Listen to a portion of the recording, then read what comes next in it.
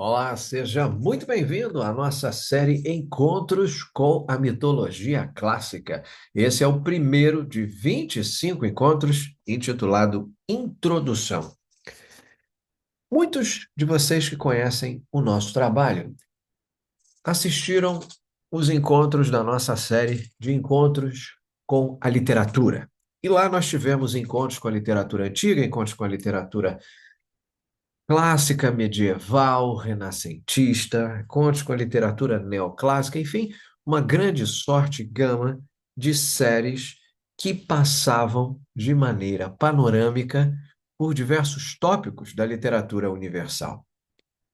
Nós, em outras ocasiões, tivemos cursos sobre mitologia, como mitologia grega, deuses da Grécia clássica, mitos, uma introdução, mitologia nórdica, os deuses germano-escandinavos e muitas outras. Entretanto, o universo da mitologia segue inexplorado em vários aspectos. E é importante aprofundar sempre que possível através de estudos das mais variadas formas e fontes mitológicas de todos os tempos, de todas as sociedades. Essa série de encontros tem 25 aulas sobre a mitologia clássica, mas também abre uma série de encontros com a mitologia que tratam de assuntos e temáticas da mitologia universal. Vocês podem encontrar não só a série de mitologia clássica, mas também outras mitologias de outras sociedades com inscrições abertas. Nessa primeira aula, ao curso de encontros com a mitologia clássica e também primeira aula da série de encontros com a mitologia como um todo, eu tenho três objetivos principais para serem abordados. Vamos começar definindo alguns termos, mais precisamente mitologia clássica, e, importante e também difícil, definindo o próprio conceito de mito. Então, nós vamos ver alguns dos problemas inerentes ao estudo da mitologia clássica. Por fim, vamos descrever a abordagem da nossa série e o que vamos estudar juntos aqui ao longo dessas aulas. Para começar, o que nós queremos dizer, desde o título da nossa série, quando falamos na mitologia clássica? O termo clássico, dentro desse contexto, se refere especificamente às culturas da Grécia e da Roma antigas. Essas são duas culturas diferentes, separadas uma da outra, não apenas pela localização e pelo idioma, mas também pelo tempo, em relação aos seus apogeus.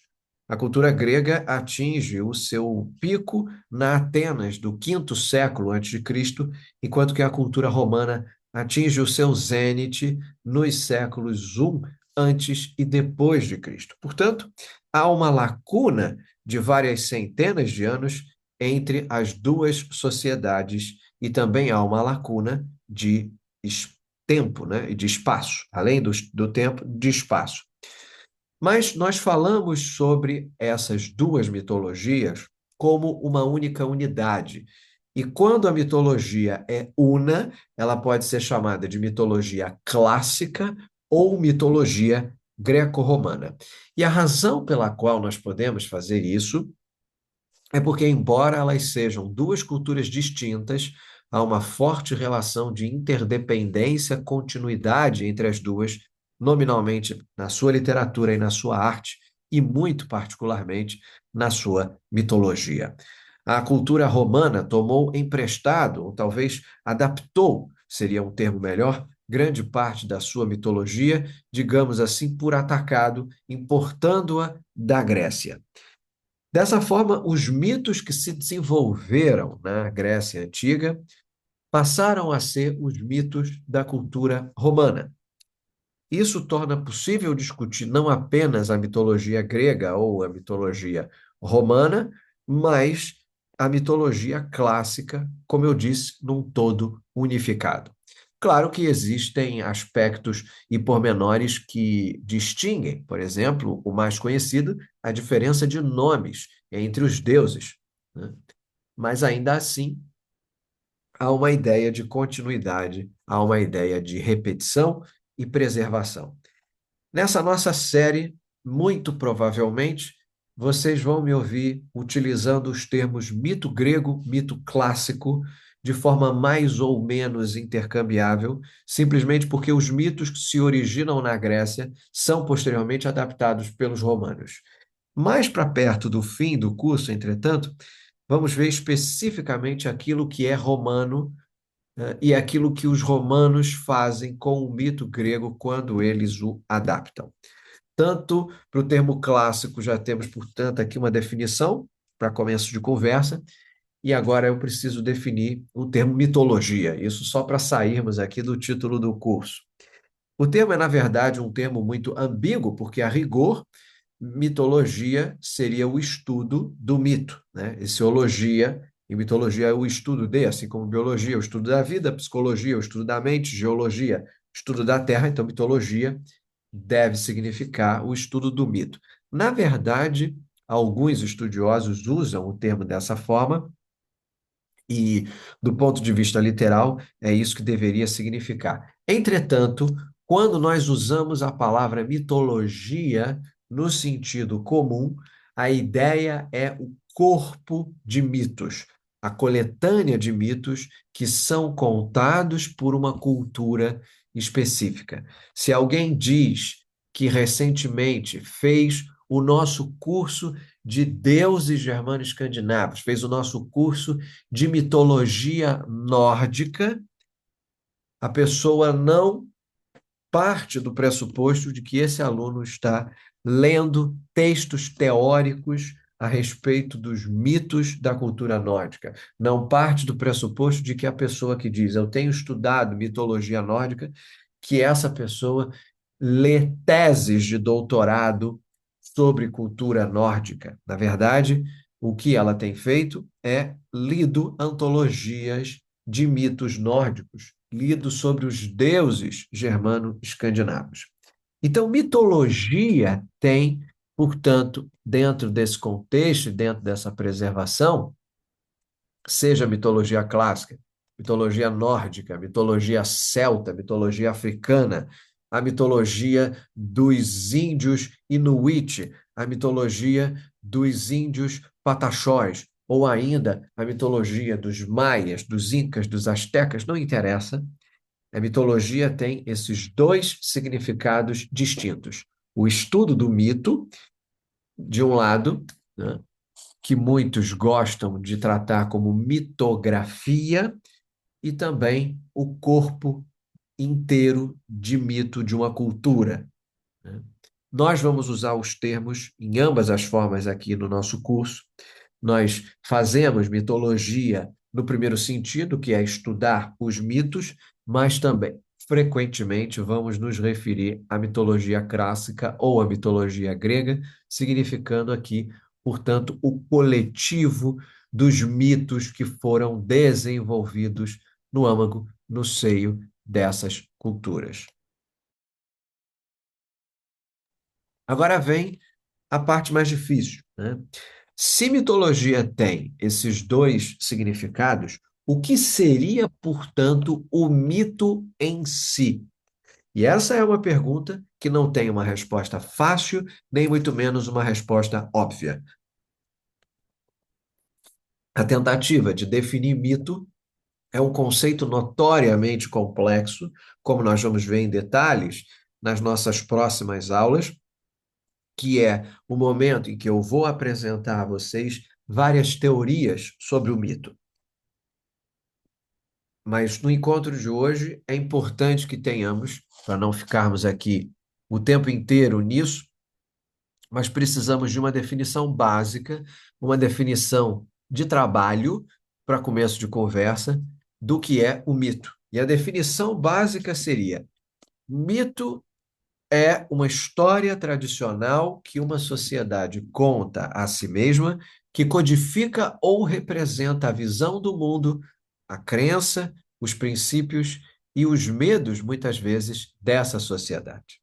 Ora, cada palavra dessa definição pode ser debatida e discutida à exaustão. Há aqueles que vão discordar, aqueles que vão concordar, no entanto, encare como uma definição só para começo de conversa. Mitos são histórias ou contos tradicionais, por definição, que imediatamente precisam de um ajuste fino. Muitos estudiosos, inclusive, subdividem contos tradicionais, seja de qual sociedade for, em três categorias, portanto, aí distintas. E essas categorias são o mito, a lenda e o conto popular. Nessa divisão, o mito, né, o mito propriamente dito, como às vezes é chamado, ela vai se referir apenas a histórias que têm a ver diretamente com os deuses, apenas histórias que se referem aos deuses. Então, uma história sobre a ascensão de Zeus ao poder seria um mito, segundo essa definição tríplice. Uma história sobre Édipo, sobre Odisseu, sobre Aquiles, não seria, porque eles são humanos, não são deuses. Já a lenda se refere a histórias tradicionais que estão enraizadas em fatos históricos, descrevendo aventuras de pessoas que realmente viveram, mas que foram muitas vezes exageradas ao longo do tempo. Na nossa cultura, nós temos, por exemplo, a tradição de Lampião e Maria Bonita, ou talvez Padre Cícero, com todas as histórias acumuladas em torno que viram uma verdadeira lenda, né, popular. Não há dúvida de que houve um Padre Cícero, de fato, mas muitas das histórias que contam sobre Padim Cisso são grandes exageros. Então, essas façanhas atribuídas a Padre Cícero ou ainda a Lampião têm muito mais a ver com a função simbólica que nós queremos cumprir na nossa sociedade do que com qualquer coisa que o homem o histórico, né, o Lampião histórico ou o Padre Cícero histórico de fato fez. Dando o tempo suficiente, séculos e séculos se passam e eles se tornam figuras lendárias. A terceira divisão, que é o conto popular, vai se referir a histórias que são principalmente divertidas, né? Frequentemente envolvem animais, frequentemente falam esses animais, portanto, são seres inteligentes, embora nem sempre esses seres sejam excepcionais, né, de uma forma ou de outra, mas nós estamos diante aí dessas figuras.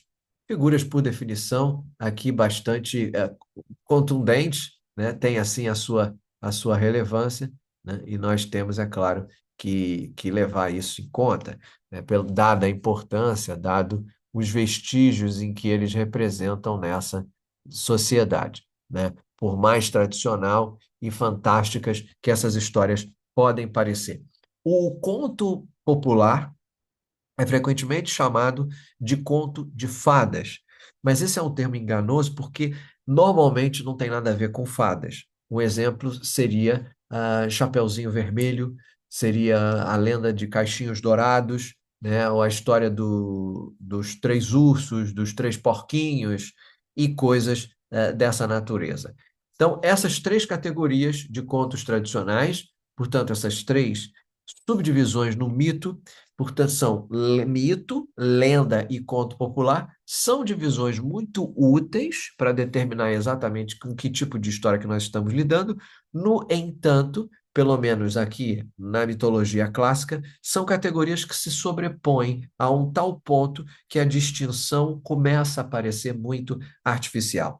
Nós temos, por exemplo, histórias que combinam elementos de todos os três. Por exemplo, algumas das obras mais famosas da literatura clássica, os épicos homéricos, que são impossíveis de serem categorizadas ou como mito ou como lenda, e muito menos como conto popular, porque elas participam ali de elementos tanto do mito quanto da lenda, majoritariamente. A nossa série, O Mundo de Homero, a Ilíada e a Odisseia, explora a exaustão essas questões, lendo todos os 24 livros de cada uma das duas obras.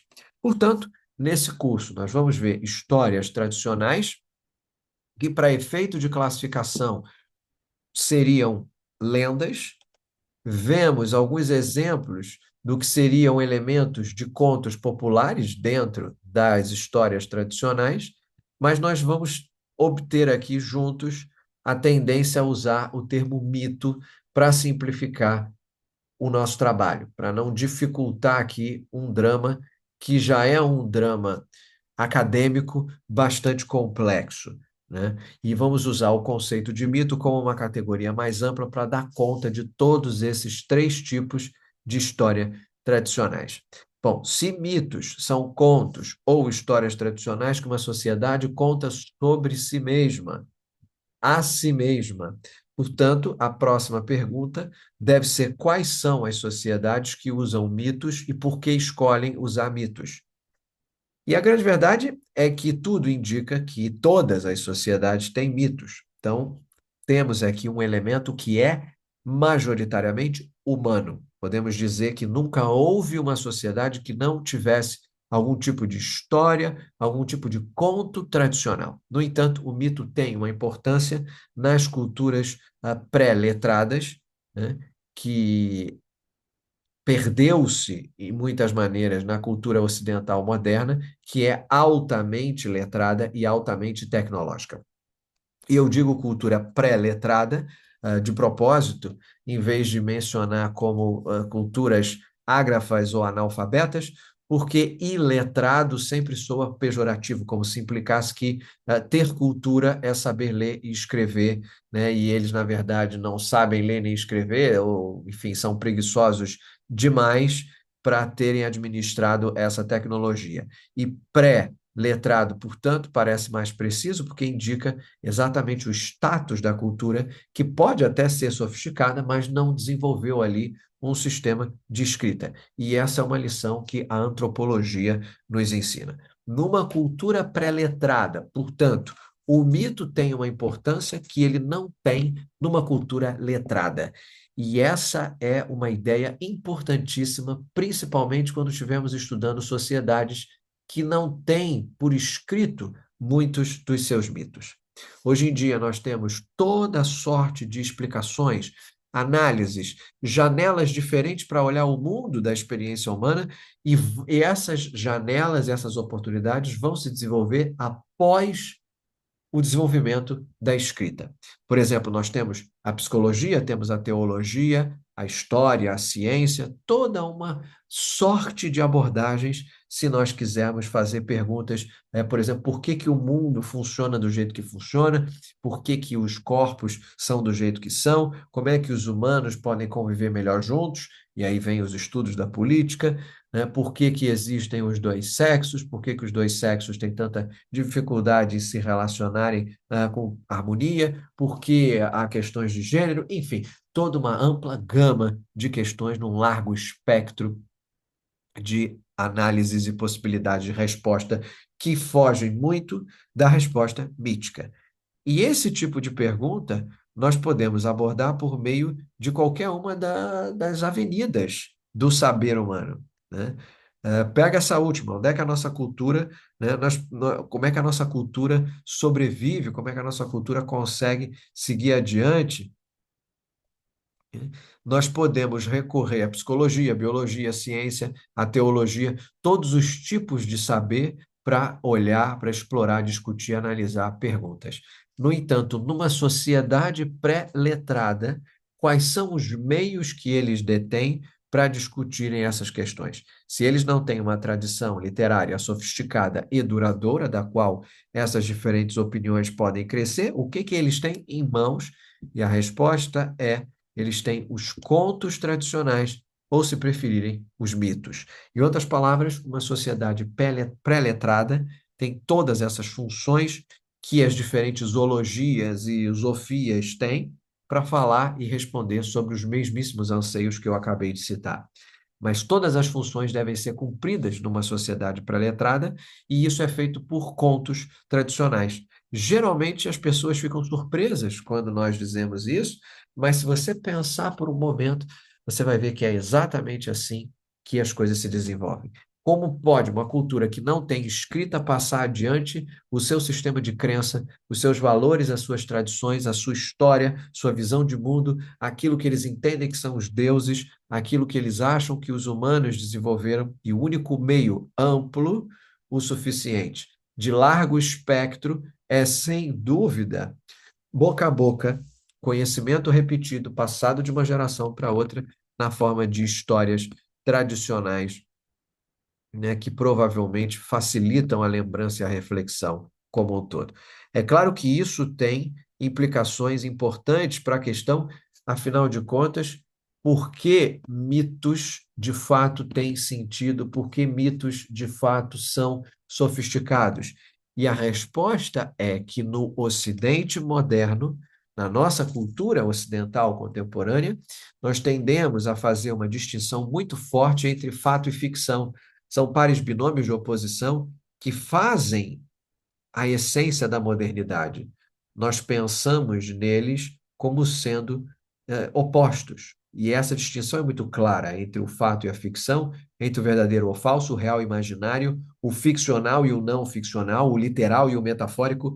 E isso, de fato, é uma das principais ferramentas analíticas que nós usamos para pensar qualquer coisa. Sempre que alguém conta uma história, uma das primeiras coisas que nós vamos tentar notar, tentar compreender é, espera, isso é fato ou isso é ficção? Mas isso é verdade ou inventaram isso? Ou é uma história? Né? Então nós perguntamos isso. Se aquilo é romanceado, se aquilo é biográfico, se aconteceu isso, né? E, no entanto, numa cultura onde contos tradicionais são a única forma disponível de explicação, de análise e de pensamento sobre a realidade, essas distinções não são muito claras. Elas ficam, na verdade, turvas. E a questão do que o mito ou de uma história realmente significa torna as coisas muito simples.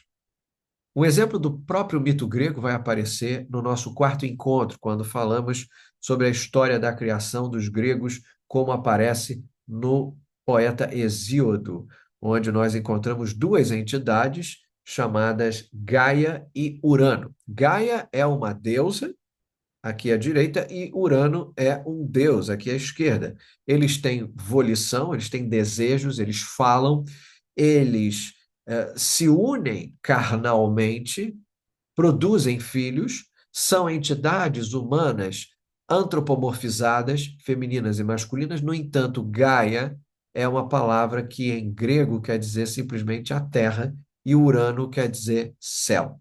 Até hoje, na língua grega moderna, quando um grego fala ali o céu, ele diz Sauranos. Até hoje, né? Portanto, Gaia é a terra que você pisa e Urano é o céu sob o qual todos estamos. Se você quer ver Urano, vá para fora, Sauranos, está lá em cima, o deus Urano, né? E a gente fala isso na aula e as pessoas querem saber, pera, não é possível. Quem realmente é Gaia? Quem realmente é Urano? Será que Gaia é de fato a Terra ou ela é uma deusa aqui com braço, com perna, com seios? Quem é ela? Ela tem mente, ela fala, ela é tudo isso. Ela é a Terra e ela também é essa deusa. E Urano, mesma coisa. E essa é a única resposta possível, porque, de fato, esses deuses são as duas coisas.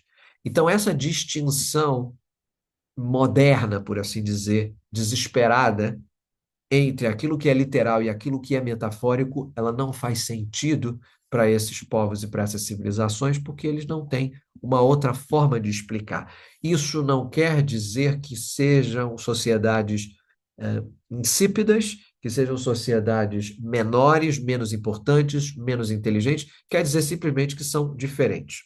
Ora, do ponto de vista secundário, é que às vezes nós tendemos a falar na metáfora e vai soando superficialmente como o mesmo tipo de coisa que você vê com Gaia no mito grego, mas todos nós reconhecemos preceitos como metáfora. Essa é a nossa visão, é o nosso olhar do século XXI. Nós olhamos para isso e vemos uma metáfora. Nós não achamos, de fato, que existe uma entidade que é a mãe natureza por aí, né? Muito ensinado, por exemplo, nas escolas, as crianças veem uma planta e vão ensinar ali como cuidar das plantas, e uma criança pega uma dessas tesouras sem ponta e corta o raminho da planta, e a outra vem e diz: não pode machucar a mãe natureza. E a criança, já desde pequena, entende que aquilo não é uma pessoa, ela entende que é uma metáfora de uma entidade. A natureza, como um todo, um conceito abstrato, não pode ser maculada, né?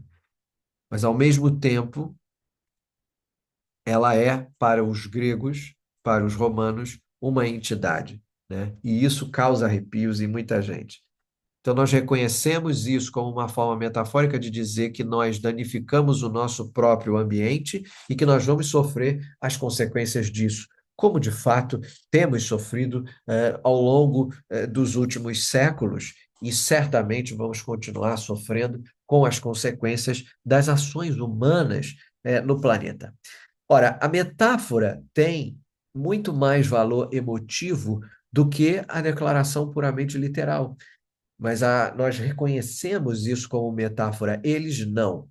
Portanto, o que eu quero dizer, seria um erro supor que Hesíodo e o seu público, quando falam sobre Gaia e sobre Urano, sentiam que isso era uma metáfora da mesmíssima forma que nós achamos que isso é uma metáfora. Nós temos certeza absoluta que não é assim, porque as coisas eram muito diferentes naquela época, né? Gaia era uma deusa ao mesmo tempo que era a Terra.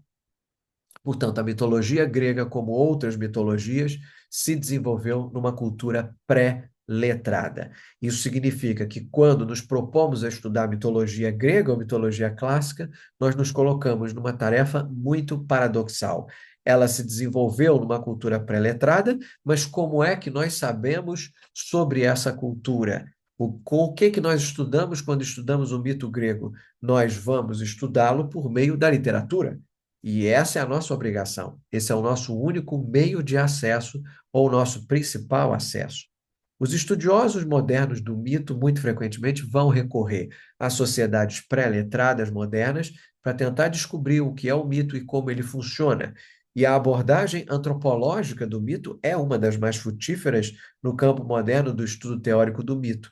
Nessa abordagem, os estudiosos vão a culturas vivas, falam com representantes que estão vivos dessas culturas, escrevem o que diferentes representantes lhes dizem sobre os mitos e tentam obter uma noção de como o mito funciona no seu habitat natural, por assim dizer. Eles podem estudar o mito como, portanto, um elemento vivo de uma cultura viva. E quando nós falamos sobre o mito clássico, na verdade, o que nós estamos tentando fazer é antropologia de trás para frente, né? Vou olhando para trás no tempo, tentando fazer uma observação antropológica numa cultura que não tem mais ninguém vivo para contar a história. E essa é uma tarefa, devo dizer a vocês, muito frustrante, muito difícil. Mesmo assim, é um empreendimento muito valioso, mas não se iludam, há algumas dificuldades, há alguns problemas inerentes que nós precisamos ter em mente ao longo dos estudos, ao longo dos encontros com a mitologia, né? E quais são as nossas fontes para fazer essa antropologia de trás para frente? Obviamente, a literatura, as obras literárias que sobreviveram da Grécia, da Roma Antiga, que recontam ou se referem aos mitos dessas culturas. Então, para suplementar a literatura, vem a arqueologia para entrar em cena. Nós podemos olhar para os restos de edifícios, para as obras de arte, no entanto, tudo representa problemas absolutamente formidáveis para nós tentarmos reconstruir o que o mito clássico era quando ainda estava vivo. Primeiro vamos pensar sobre a literatura. Mesmo numa sociedade tão bem documentada, tão bem estudada quanto a Grécia clássica, as versões escritas de mitos envolvem vários problemas para um estudioso de mitos. E agora você é um comigo aqui. Primeiro, e mais óbvio, os mitos escritos são estanques. O que eu quero dizer é que, uma vez que uma versão do mito é posta em escrita, ela fica fixada, né? Então, nós que somos pessoas da literatura, acostumados com as letras, nós temos uma forte tendência a presumir que isso significa que uma versão que está escrita do mito é o mito, é o mito real. Portanto, a única forma de contar um mito. Mas não é assim que os contos tradicionais funcionam no ambiente oral. Então, agora estamos aqui nessa nossa série de encontros com a mitologia clássica e eu vou pedir a cada um de vocês que conte a história da Chapeuzinho Vermelho. Porém, cada um só pode contar a história da Chapeuzinho Vermelho para mim. O colega não pode ouvir. Então, um a um, vocês saem da sala, voltam e contam a história da Chapeuzinho Vermelho. Se eu tiver 200 pessoas, eu tenho 200 versões da história da Chapeuzinho Vermelho. E mesmo que elas sejam ligeiramente diferentes umas das outras, elas ainda assim vão ser versões diferentes. Entretanto, se eu fizer uma média ou colocar aquilo que é citado por todos, excluindo aquilo que é citado por alguns, eu vou ter uma versão escrita, e essa versão escrita supostamente teria mais valor do que as versões que vocês contaram para mim. Não sei se isso ficou claro, mas é exatamente assim que uma tradição oral viva funciona. Uma vez que a história é escrita, quando o nosso único acesso a ela é por meio da escrita, nós presumimos que essa história é oral. Há um ditado latino que dizia verba volant, scripta manet, as palavras voam, os escritos permanecem. Portanto, o que vocês falaram para mim, o vento levou, mas a versão que eu escrevi ficou. E daqui a 400 anos, aquilo que vocês falaram já vai ter sido esquecido, não só por mim, mas por todos aqueles que nunca ouviram, mas o que eu escrevi vai ser lembrado, se eu conseguir preservar essa versão por escrito por tempo longo o suficiente para isso. Então, a versão escrita é que se torna a versão real. E se alguém, um escafandrista qualquer, encontrar isso daqui a 500, 600, 1000 anos, vão deduzir que a minha versão escrita, a versão do professor, é a versão oficial, é o mito, é a história real da tal da Chapeuzinho Vermelho. Eu ofereço um exemplo nítido disso agora da mitologia clássica. Me refiro à história de Édipo Rei. Sabe, aquele rei que matou o seu pai, se casou com a mãe e ele não sabia quem eles eram. E quando ele descobre a coisa terrível que ele tinha feito, depois que a sua mãe se enforca, Édipo se enforca, vai para o exílio, nunca mais volta para casa, para Tebas, né? Então, não é assim a história do Édipo Rei? Pois muito bem, ela é assim de acordo com Sófocles, que foi quem escreveu a peça Édipo Rei. Na nossa série Panorama da Tragédia Grega, nós estudamos todas as peças que sobreviveram da antiguidade e lá temos aulas dedicadas ao mito de Édipo Rei, né? E para muitos, aquela versão da história é a versão que efetivamente vale, nenhuma outra tem valor. Mas, me permitam, na Odisseia de Homero, há uma breve referência a Édipo. E nessa referência, concorda-se que ele matou seu pai, se casou com sua mãe, concorda que sua mãe se casou depois que a verdade veio à tona, mas Édipo, supostamente, e ali está isso pressuposto, continuou a governar Tebas por muitos e muitos anos. Ué, então qual é a versão real do mito de Édipo? Não é essa a pergunta óbvia para nós do século XXI? Eu digo a vocês que ambas as versões são as versões reais. A versão de Sófocles, ela domina a nossa compreensão do mito porque é uma peça tão fantástica, tão maravilhosa, tão famosa, que todo mundo acha que aquela versão é a versão definitiva. E esse é o tipo de coisa contra a qual frequentemente nós temos que nos precaver, porque normalmente nós temos apenas uma versão de um mito e nós temos que nos lembrar que provavelmente havia outras versões. Nunca nos esqueçamos da polissemia ou da multiplicidade de versões e de detalhes que um mito pode assumir, e isso é característico do mito. Um outro problema em estudar mitos por meio da literatura é que o mito era o dado da sociedade, ou seja, todo mundo sabia qual era o mito, né? Então, com muita frequência, as pessoas vão fazer uma alusão possível ao mito e não vão explicar o que ele é, nem o que ele significa. Há muito pouco tempo atrás, eu falei aqui, do Padre Cícero, né? Onde é que estão os livros que resumem a vida de Padre Cícero? E qual é o livro mais famoso que fala de Padre Cícero? Ninguém tem essa resposta, porque eu não preciso dizer quem era Padre Cícero.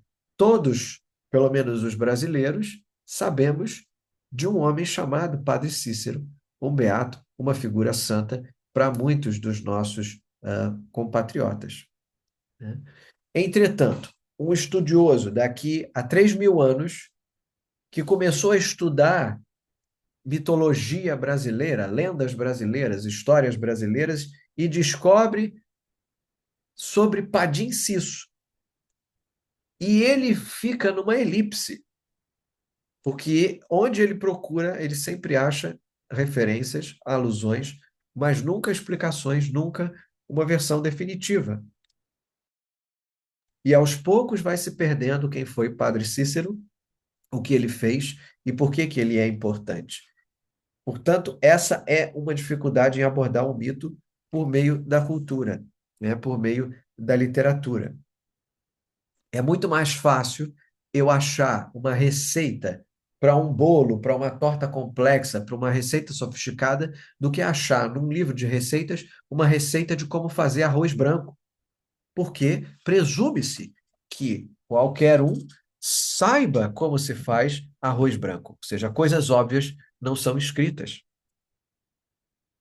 Além disso, apenas uma fração da literatura grega antiga sobreviveu. A maior parte do que os gregos escreveram se perdeu. E muitas vezes o que sobreviveu não diz o que nós gostaríamos de saber, porque não foram escritos para nós, foram escritos para eles, né? E não dão detalhes ali que são os detalhes mais úteis para nós. Uma obra muito importante para esse curso é a Biblioteca de Mitologia Grega de Pseudo-Apolodoro, ou a Biblioteca de Apolodoro. Nós não sabemos absolutamente nada sobre Apolodoro, exceto que ele foi um autor, provavelmente do século I ou do século II depois de Cristo, que compilou em breves resumos todos os mitos que ele conhecia, numa época em que alguns dos detalhes sobre esses mitos começaram a ficar esquecidos, né? Começaram a ser ignorados. Então, isso se torna muito útil e nós vamos usar como uma referência que nós precisamos lembrar aqui, né? É apenas uma versão de muitas versões. Portanto, pode haver mitos que Apolodoro escolheu não recontar ou mitos que Apolodoro não conhecia. Pode haver outras versões daquilo que Apolodoro recontou. Entretanto, muitas das vezes só nos restou o relato de Apolodoro ou pseudo Apolodoro, né, para literalmente nos contar a história.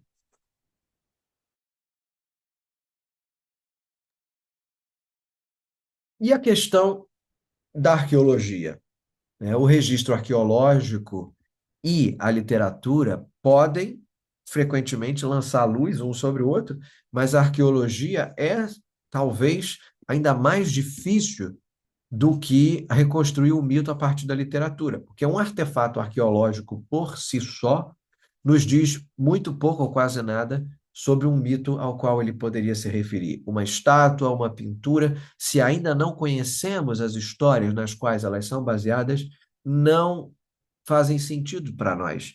Nós ficamos com dificuldade em extrapolar histórias simplesmente a partir dos artefatos. E o mesmo é verdadeiro para construções, para os edifícios. Então, nós sabemos que um edifício era um templo em homenagem a um deus em particular, se e somente se nós temos a ideia ou a indicação disso, né?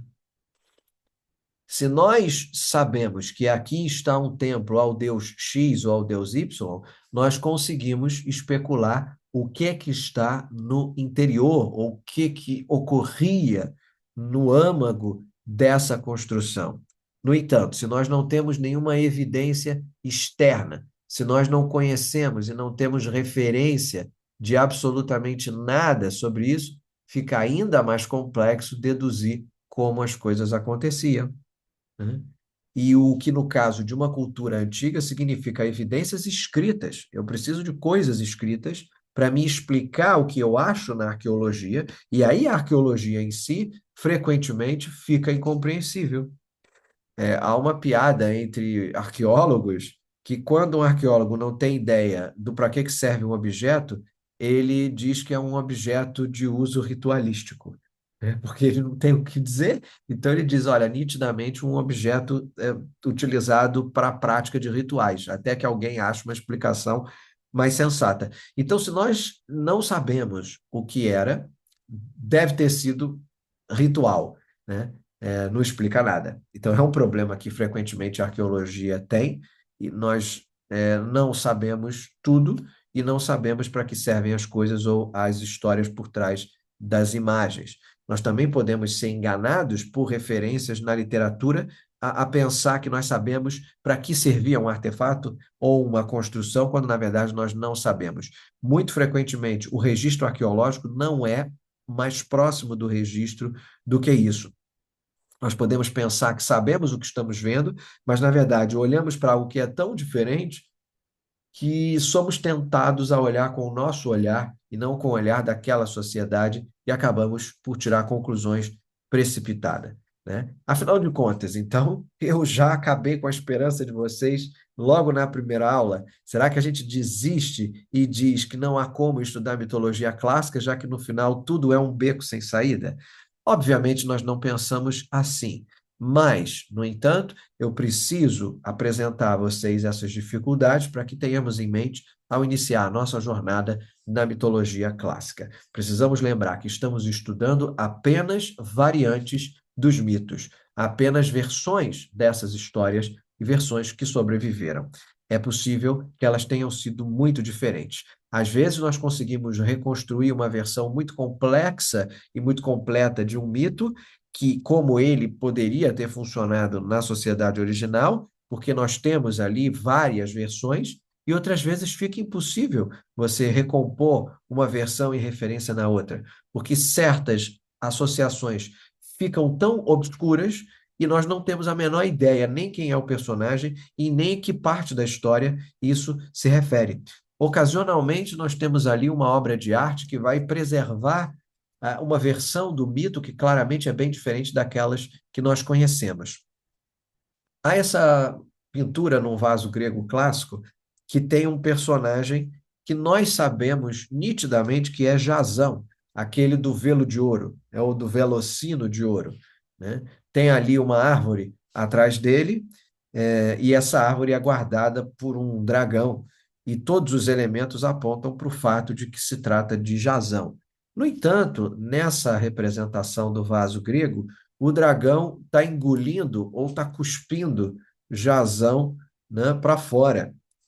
Ele está com a metade na boca do dragão, com o torso, o braço e a cabeça visíveis para fora. No entanto, quem conhece a história de Jasão sabe que nós temos, nós temos muitas informações, mas não aparece nada sobre um dragão que o come ou tenta comê-lo, ou nem muito menos uma besta ou uma fera que tenta devorar Jasão ou consegue devorar Jasão. O argumento principal é Jasão é ajudado por Medeia, que lhe dá uma poção para que ele possa vencer o dragão sem ser comido, e é isso que aparece aqui na representação. E nós temos essa cena, essa história.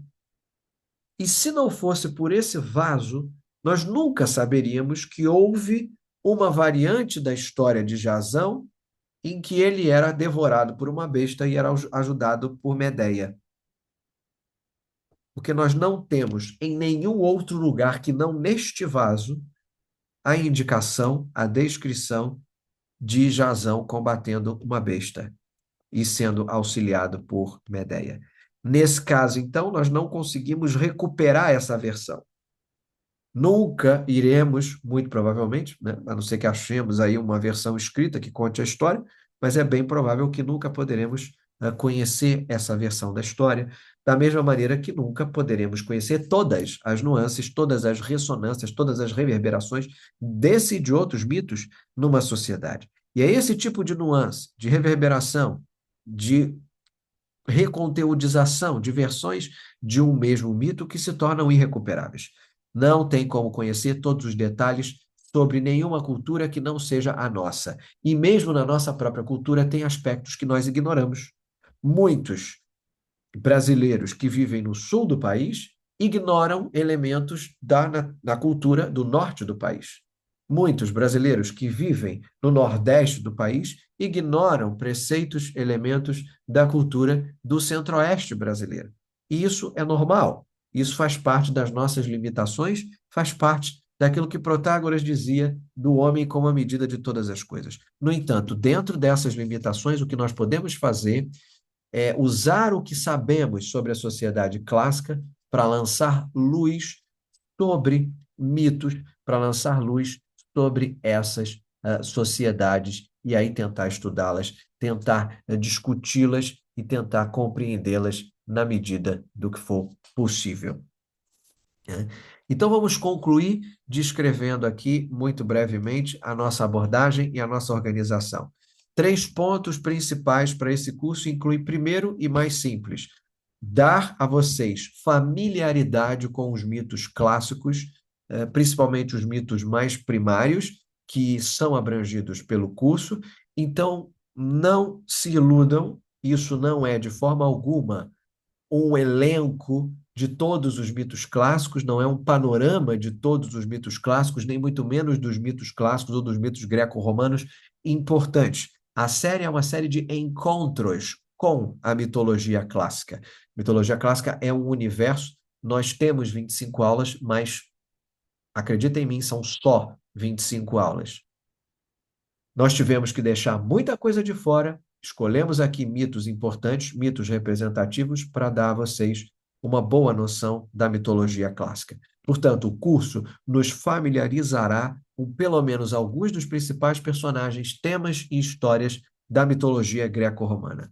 A maioria dessas aulas vai incluir alguma sinopse da cronologia das histórias do mito relevante, o que frequentemente significa que eu preciso apresentar várias versões do mesmo mito ou dizer o que elas diferem umas das outras, quando for possível, e também as implicações das diferentes versões, quando necessário, para vermos como o mito funciona. As fontes para cada uma dessas versões eu sempre vou mencionar, e elas são retiradas da literatura clássica e muito frequentemente vão aparecer no nosso amigo Apolodoro. Esse é um primeiro ponto. O segundo, que as aulas vão discutir os aspectos culturais desses mitos, como eles funcionavam na cultura que os desenvolveu. Vamos analisar os mitos dentro do contexto da cultura grega e romana antigas, falando sobre o que os mitos nos dizem sobre os sistemas de crenças dessas culturas e o que as culturas nos dizem sobre os significados do mito, esse tipo de coisa. Por fim, diversas aulas vão considerar o quão bem ou quão mal os mitos que estamos analisando correspondem a várias teorias sobre o mito como uma categoria, né, mito com M maiúsculo.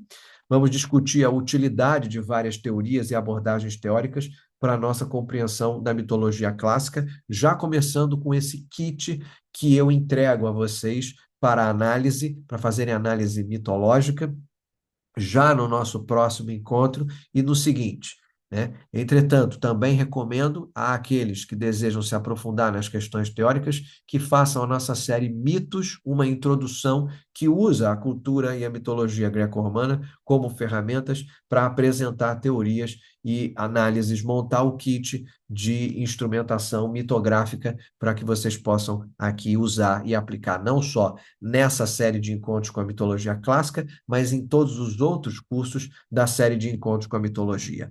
Portanto, nosso primeiro encontro esboçou uma definição prática de mito para começo de conversa, apresentou algumas das dificuldades que nós temos no estudo da mitologia clássica e no nosso próximo encontro vamos continuar essa discussão sobre mito, iniciando a análise de várias das teorias mais influentes sobre o mito e sobre a sua função. Eu espero vocês no nosso próximo encontro. Até lá!